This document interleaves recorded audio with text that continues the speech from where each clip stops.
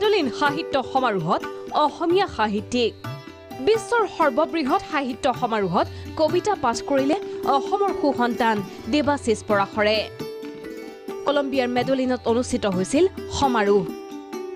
বিশ্ব সাহিত্যৰ অন্যতম অনুষ্ঠান মেডেলিন সাহিত্য সমাৰোহ এইবাৰৰ সমাৰোহত অংশগ্ৰহণ কৰিছিল বিশ্বৰ 103খন দেশৰ 200 সাহিত্যিকে কে সচ্চিদানন্দনৰ দৰে বৰিষ্ঠ সাহিত্যিক কেইবাজনো পুলিটজাৰ বঁটা alternative Nobel prize right livelihood award আন্তঃৰাষ্ট্ৰীয় খ্যাতিসম্পন্ন কবি সাহিত্যিক আৰু শিল্পীৰ উপস্থিতিত একেখন মঞ্চতে কবিতা পাঠ কৰাৰ আৰু নিজৰ ব্যক্তিগত চিন্তাধাৰা ব্যক্ত কৰাৰ সুযোগ পালো সমাৰোহত এটি বৰগীত পৰিৱেশনৰ সুযোগ লাভ কৰিলে দেৱাশিষ পৰাশৰে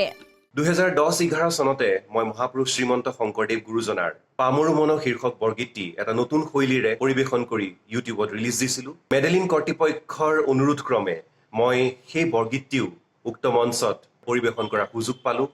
বিশ্বৰ বহু বৰেণ্য ব্যক্তিৰ উপস্থিতিত ভাৰ্চুৱেল প্লেটফৰ্মত অনুষ্ঠিত হৈছিল এইবাৰৰ সমাৰোহ ব্যুৰ ৰিপৰ্ট প্ৰাগ নিউজ